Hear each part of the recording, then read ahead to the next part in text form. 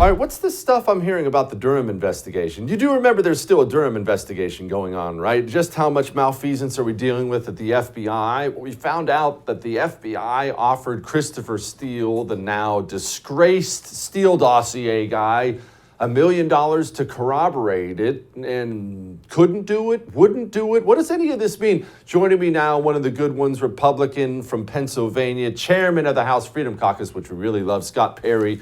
All right, Congressman, what does this mean? Because I'll be honest, this makes the FBI look really, really, really bad, which is saying something because they already look really, really, really bad.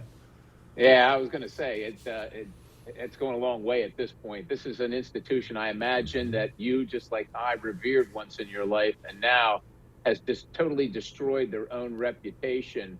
And look, I'm glad the Durham probe continues. It's taken way too long. Let's face it. And look, I know they've got to go wherever the evidence leads them, but this can't be just a bunch of low-level folks that were marginally involved, right? America's not going to be satisfied until we know the entire truth. So the FBI, it's pretty apparent to most people that are watching, is rotting from the top.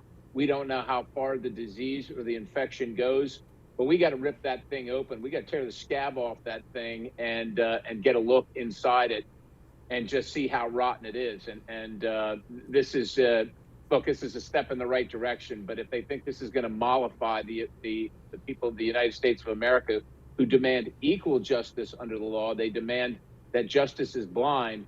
It's not nearly enough.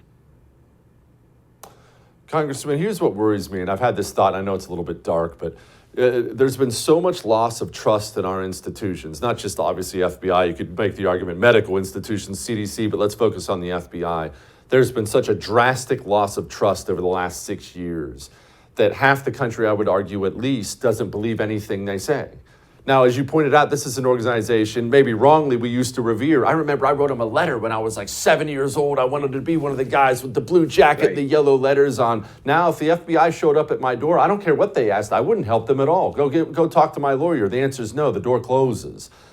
That's an unhealthy place for a nation to be when you lose that kind of trust, and they don't seem even slightly interested in earning that trust back. How do we recover from that? Well, Jesse, look, you like me, I'm the same way. When they showed up at our vacation home, I told them, they started asking me some just casual questions. And I said, I got nothing to say to you people. It's unfortunate, but it's reality. In the past, you'd be happy to sit and have a long conversation about whatever they wanted to talk about. This is how you start, Jesse. Look, Christopher Wray obviously has to go. Leadership starts at the top. You're a military guy just like I am. The command climate is incredibly important, and it goes right to the top. The person that's leading sets the pace, sets the tone, sets the condition for what's allowable and what's not allowable. And to think that Christopher Wray doesn't know all the things that are happening in his organization is an unacceptable situation, regardless of why. Either he's incompetent or he's complicit. Either way, he's got to go, and he's got to go, if you understand my meaning, with extreme prejudice. Amen. Congressman, here's my concern. Okay, you guys are going to hold hearings, and I know you will, and I applaud you for it. The FBI is going to do the same thing we've seen them do 10,000 times. I'm sorry, I can't comment on an ongoing investigation. I'll look into that and get back to you. And that brings us to a point of what? Okay, what do we do about it then? Because they're just going to stonewall again. What are we actually going to do? Not what you want done or I want done. What will we do?